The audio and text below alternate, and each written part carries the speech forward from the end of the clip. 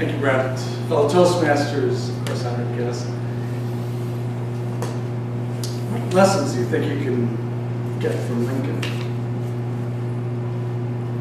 And based on that, what do you think the comparisons might be Lincoln and that past and Obama today? And have you ever wondered how you might be able to apply that in your own life? I like Lincoln. I recently saw that movie, Lincoln. It's up for Globe Academy nominations. In that, Lincoln became not only a leader, but changed the course of our nation. And it wasn't quite easy, but this is a man that came to our country and was able to navigate all the different things that were going on in terms of political turmoil, in terms of racial turmoil, in terms of a civil war. I gleaned three things out of this: strong faith, tremendous leadership, and sustaining hope. In fact, when you look at Lincoln going to Gettysburg, because it was a turning point, the South had invaded Pennsylvania, and here the Union and the Confederacy had clashed. So many thousands had died, 50,000 in fact. And so when Lincoln traveled over there to give his Gettysburg address, he addressed three things: the past, the present, and the future. The past was 7 years ago. The present is we're gathered here, and the future is of the people, by the people, for the people. And so from that, it took tremendous faith for him to be able to bring that courage. In fact, the other speaker that was there, which took hours to speak, did not have the same impact that the Gettysburg Address would be that Lincoln gave. It was succinct, it was direct, and it touched the nation. All of us people that were there in that field. So the faith that he brought to the table was a faith that was Christian, biblical, and in his upbringing, being a lawyer in Illinois, being able to counsel others, he used the Bible not only as a guiding principle, but also to glean stories from that. And now you can also see Obama with that same spiritual faith, that Christian faith that's underlying his presidency. And so there's some parallels. In fact, if you look closely, you'll find that Obama admired Lincoln, as we all did. But Obama closely looked at how Lincoln portrayed himself as a president and tried to model that. And I find that the foundation of that is a tremendous faith. Second was leadership. Now, Lincoln was able to lead this country in many ways. First, he had the Emancipation Proclamation in 1982. And from that, just as the war was ending, there was a conflict between ending the war or really completely abolishing slavery. And so that conflict was taken up to the Senate and to the House, and it went to the vote in the House. And that conflict was fought by everybody. Everybody thought that let's just end the war, let's get this over with, and let's ignore the 13th Amendment. But Lincoln said no. No, no, no. His words were now. We need to do something now. And that was to be able to gather the 20 votes that were needed to pass through the House so that in actuality the 13th Amendment would become a law. That's the leadership. A leadership that, in spite of all obstacles, in spite of the obstacles that he faced from his country, his political associations, and even his own people that he was able to overcome that. Obama took the same stance with the health care reform. He did something that Clinton wasn't able to do, that he passed that and was able to garner against all odds, against the Republican opposition, to be able to bring to that table. The leadership. He's now in his second term, as you know, and he's got tremendous obstacles. In 20 days we will know about the fiscal cliff. Tremendous leadership. And finally, let's look at hope. Lincoln brought a nation hope. Lincoln brought those people that were enslaved tremendous hope. And he was able to bridge the gap so that all of us, united, could go forward and have a better vision of the future. In fact, freeing the slaves was just the beginning, because the country was going into a lot of financial and tremendous difficulties. But the hope was there, that the country had turned forever based on the freedom of and elimination of slavery. Obama gives us tremendous hope for the future. It's certainly based on being elected, but the hope is this, that we can overcome fiscal cliffs, that we can bring in healthcare reform, that we can get out of the doldrum, the recession that we're in, and go into a financial health. That's faith, that's leadership, that's hope. These are three men, or two men that are able to parallel themselves, each having their own paths and really making a shift and a change for our country. We will know in years to come how healthcare reform is effective, and more importantly, how we were able to pull out of this fiscal cliff. Here's what Lincoln said when he was surrounded by his team, his cabinet. He said, "I am cloaked in the power of the United States." Mr. Toastmaster. I like how you do a very appropriate comparison between Lincoln and Obama.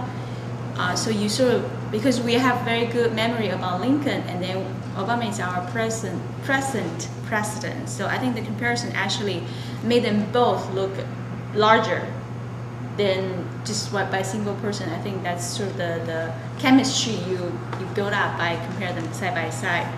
And also I like you emphasize the 3 points that you call out, the common shared characters between the two. One is the leadership, the hope, and the faith.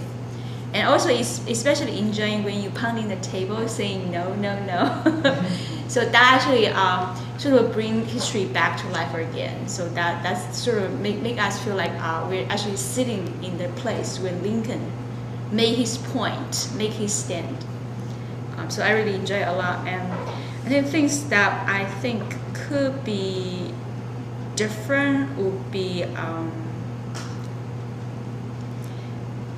maybe we can actually sort of have some description about the person. I mean, you describe their behavior, but if you actually very brief description about what they look, so that's something that make them feels like more alive.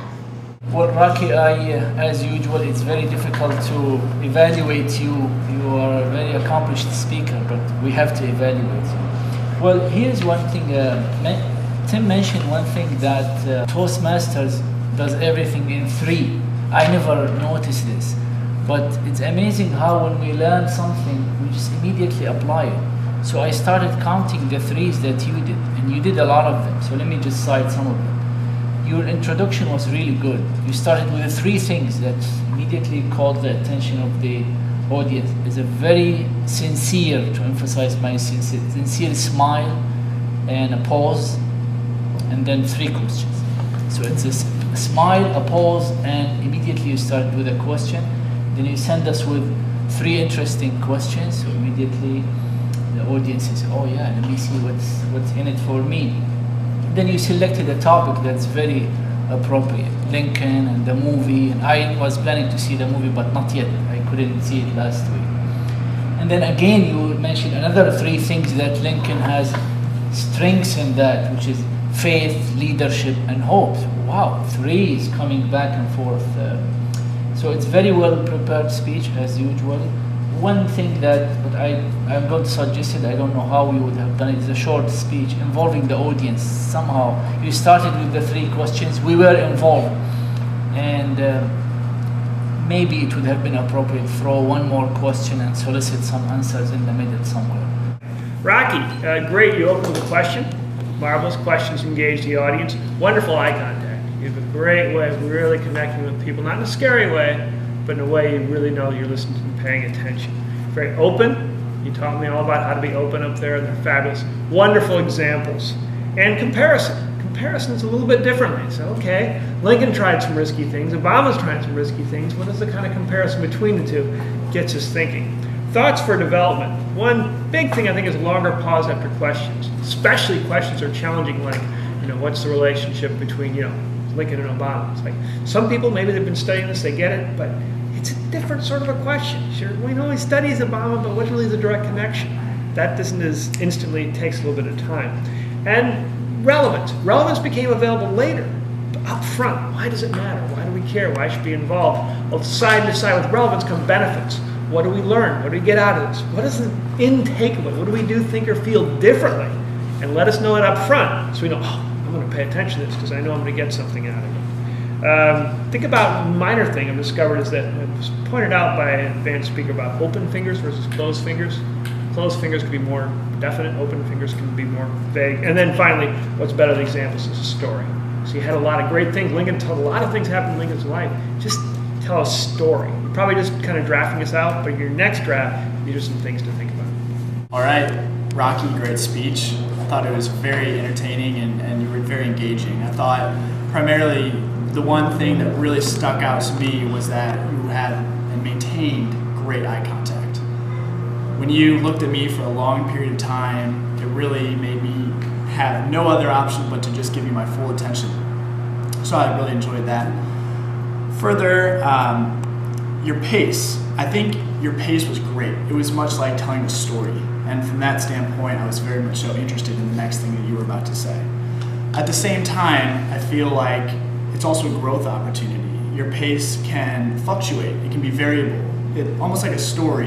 During times when there's more of a climax, you can maybe pick up the pace a little bit.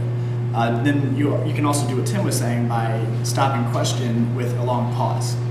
So I think you do a great job with pace, but maybe it'd be a little bit more interesting if you did vary it here and there. And I mentioned that you're a great storyteller. That just really kept me waiting to see what was next. The only last thing for growth opportunity was sometimes I was a little bit lost as to where the direction of the speech was headed in. To state a purpose or to break it down really helps people like me who like to have things very in a context, an opening and then body paragraphs and then a conclusion. Investors, Rocky, guests, I hope that you were able to notice, as I did, many of the things that Rocky did very well. One of the things that really impressed me was your recap of the Gettysburg Address, where you pointed out that he talked about time in that, the past being 7 years ago, and I knew that. And then the present, now we are engaged in a great civil war.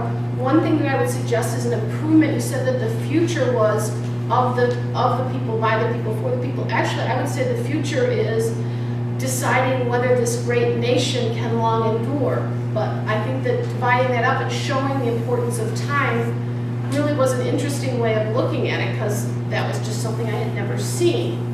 I also thought that your acting as Lincoln was very compelling, and it sort of made me imagine Lincoln saying, no, we will pass this. This is our time. This is when we can get rid of this great evil. I really like that. I also like the linking of faith, leadership, and hope. One suggestion I would have for that is neither Lincoln nor Obama, I think, are what people would traditionally call very faithful people. They're not big churchgoers. Neither of them were big churchgoers. They are both Christians, but not big churchgoers. So you might talk about a little more about what at least in Lincoln's case, what it seems he truly did believe, what was important to him, and then perhaps go back to Obama. And one of the things that I would say is that they have faith in the Constitution, faith in the goodness of people, faith in the rights that people should have. And that's some of this. Lincoln, working for the freeing of the slaves, was showing that he believed that they were people at a time when most people thought that slaves were property. Obama is trying to, I don't know exactly what, but his working as a community organizer might be another example of faith in action. And perhaps that's it, faith in action. So just when you talk about faith, I don't think of them as church-going people, so that's one thing. When you asked questions of the audience, I was a little confused because sometimes people want answers to the questions, and you asked us, what do Lincoln and Obama have in common? And I was thinking, or what advice could Obama learn from Lincoln? And my first thought was, don't go to the theater on Good Friday. But you didn't wait for an answer, so I wasn't sure if we were supposed to say something, if you were disappointed we didn't say something. So I think if you want to bring up that point, you could say, tonight I'd like to talk about some things Obama could learn from Lincoln, which doesn't necessarily be in the audience, but does indicate that you don't really want us to answer. A couple of suggestions. You had some verbal faux pas. You talked about the Academy Globe nominations. You said gleam instead of glean, or at least that's what it sounded like to me. And in spite obstacles instead of despite obstacles, or in spite of obstacles. Those are fairly minor things, but as a professional, I presume that you like to work on those. And the Globe Academy things, as soon as you hear something that doesn't make sense, that kind of stalls you while you're thinking, hey, what? So, to recap, I enjoyed this. I thought this was very interesting. I had not previously thought of a link between Obama and Lincoln, although it's been brought up numerous times. I really think, particularly in bringing forth the Gettysburg Address and tying it to what